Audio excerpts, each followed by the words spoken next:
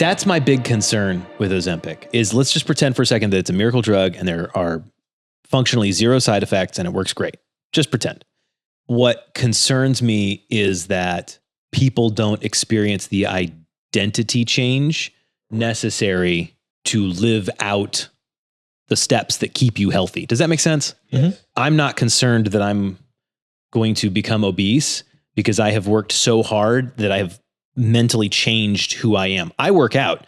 I go to the gym. Even if I don't feel like it, I go to the gym. I work out. I get up excessively early to make sure that I can go to the gym because it's that much of a priority to me. But that was not who I was. That was literally not my identity 2 years ago, 3 years ago, 5 years ago. And if I could have waved a magic wand and dropped a bunch of weight, which sometimes it felt like happened, you know, you get sick and then some things happen and you're just busy and you don't eat a lot and you look up and you've dropped 15 pounds. Oh, cool. Awesome. I made it. I'm skinny now. And then it just comes right back because the behaviors didn't change because the identity, who I was, hadn't changed. Anyway, that's my concern with Ozempic is that too many people experience the magic wand without internalizing the identity change necessary to take the steps to stay healthy. And they're getting off of it. If I see another article about what to do when you come off of Ozempic, I'm like, I don't think you're supposed to come off of Ozempic. I think that's kind of the idea. Yeah, no, I like this conversation because I think I could offer plenty of pushback for the sake of conversation. Oh, you know, well, because I definitely view it as I have the same immediate reaction to that as well. Right. Is that suddenly I feel like, holy heck, it takes a lot of effort, conscious awareness. It takes a lot. Yes. To engage in those behaviors, right. To make time to grocery shop and buy the certain things and avoid other things. And, you know, when you're at a social engagement, which they're more frequent than not, to try to avoid certain things, yeah. to leave a gathering at 9 PM instead of 11 PM because of something you have planned the next day. Like just those sorts of things that sometimes they frustrate me on a personal level because those things feel incongruent with what my aspirations are, or what my view of a healthy lifestyle is. Now, I'm not also saying that that's 100% right either, or it puts me on some higher ground than somebody else. No, but what I will say is kind of like sticking to the issue. It is, for whatever reason, I think easier for me, easier for you than, for example, the person Josiah mentioned. Sure. And so being cognizant of, just because my experience, just because I went through this and I'm doing that, doesn't mean that person's is even that much. You know what I mean? Yeah, yeah. I'm not saying don't use it. Right. I know. I know how you feel generally. I feel my concern is that that doctors, health professionals, the people that are able to prescribe this aren't, I won't say that they're not doing it. I'll say that maybe they're not effective in communicating the intense need to do the lifestyle change along with this, that it's going to work. You're going to drop a ton of weight. Also, if you don't change the internal, like, it's not going to last.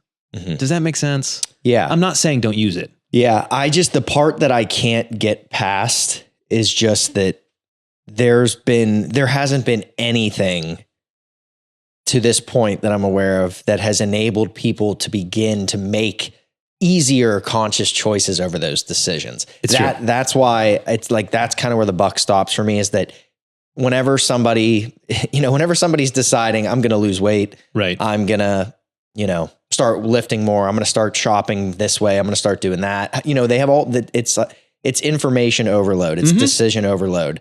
What changes first? Is my cholesterol more important? Should I try to get my blood pressure down? Should I, there's all these things that happen that suddenly now there's something that can immediately put them in the driver's seat over what I think is probably the hardest part about behavior change around diet. Yeah. And that's avoid it, just craving, kind of desire, craving. And exactly. Yeah. And now I'm not saying that I'm sure that there are people who still can't, or who are unable to override those signals, or maybe less responsive to those drugs. I mean, certainly, yeah, we hear and see about the people that lose 20% of their starting body weight on tirzepatide. Sure. But at the same time, you know, there are people who go to titrate up and up and up on doses, and theoretically it still kind of wasn't enough. And to your point, there is something to be said about more. There's more to this, you know, to the story, definitely. Yeah. But again, if you enable people to just almost like without thinking, they immediately begin to make better choices without even having to having conscious control over it anymore. Right. So it's like they just inherently are making better decisions suddenly. Yeah. Spontaneously. Yeah. Which is that is just unreal. I'm jealous of that. Truly. I think if that's my biggest qualm, right, is that I feel like it is so hard to constantly have to be in control of those things. Yeah. That now suddenly people don't have to worry. Mm-hmm. Like truly, you know, you go to these social events, and it doesn't matter. Like as an example, I'm sure this is how it plays out. You go to a birthday party and there's fried chicken and cake and cookies and pop. I mean, it's just complete overload of those sorts of foods. Yeah. Whereas before, I mean, I know when I do go to those things, I can't stop myself usually. Yep. And now you have people who they can go into those environments and spontaneously just not have to work. They just don't even consciously, it's not even a thing. They just can't. It's not even, it's like there's parts of their brain that are just and even if they wanted to, they still can't. Not really. Exactly. Yeah. And so with that said, that excites me because now you have the opportunity to go at the exercise lever. Say, look, now theoretically, look at what you've done and look at the progress that you've made. Yeah. That's unreal. And now how much easier is it theoretically to now start hitting the shopping lever a little better, the exercise lever a little harder, because there's just something now draining less of your mental emotional battery. Food and food choices, it's tremendously drain that battery. My goodness, I can't imagine. Especially when you feel guilt and shame and all those things. Absolutely. There's so much wrapped up in it. Okay, so now here's the other pushback. Mm-hmm. I was just looking at an article 2 days ago all about plastic surgeons having an unbelievable uptick in the number of people looking for Brazilian butt lifts because they all have Ozempic butt, which is to say they lost a bunch of weight and now they've discovered to their shock and horror that there's no muscle mass under there anymore. And so they have no posterior and they've gotten skinny, but they don't have a butt anymore. They want one back. So now they're going to have plastic surgery to put that back. To which I would submit that's what I'm afraid of, is we've gone, cool. We've got this magic wand for weight loss. Now we can just use the plastic surgeon to give us the shape we want. It's not that I don't want people to use it and get healthy. I do. I absolutely do. I have very good friends that I have tentatively said, hey, have you considered this? That's great. At least having the conversation. Because I know them and I know their struggle. And I love them and I don't want them to die prematurely because of the billion different things that come from being morbidly obese. But I'm saying identity shift necessary to take on all those other behaviors that actually will, because just being skinny, yes, reduces likelihood of a bunch of things, but there is so much more. Mm-hmm. And I want people to find those other things.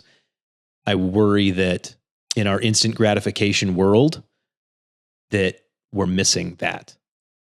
Does that make sense? I am not saying to anyone, don't use it. I'm saying, don't forget the other parts. Mm-hmm. But it's now easier than ever to talk about the other parts. Yeah. Because think about that. Think about that conversation before the emergence of medications that work as well, if not better than surgeries. Right. Before, hey, John, you know, you have questions about exercise. That's awesome. You have questions about trying to eat a little bit better. That's great. Sleep, all these, you know, all of these behaviors that they don't know which one to start with.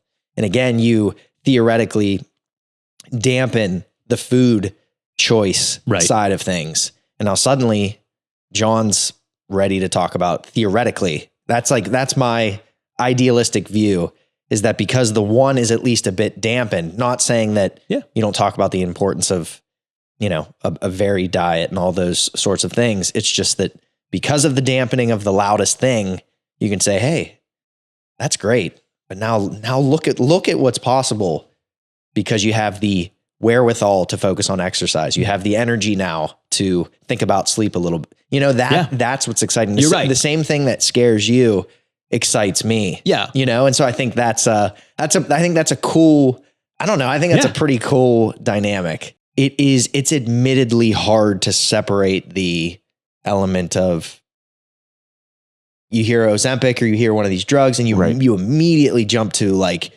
it's almost like blood doping and cycling. Right. Like you just immediately, like, it's just like a reactionary sort of thing for people to say, well, hold on. You mean to tell me you can't just go to the gym a little bit? You mean to tell me you can't just like do this with your grocery list and stop eating so much pizza when you're, you know, at so-and-so's house for the fantasy draft? Like, you know, that's hard stuff. That's real life hard stuff.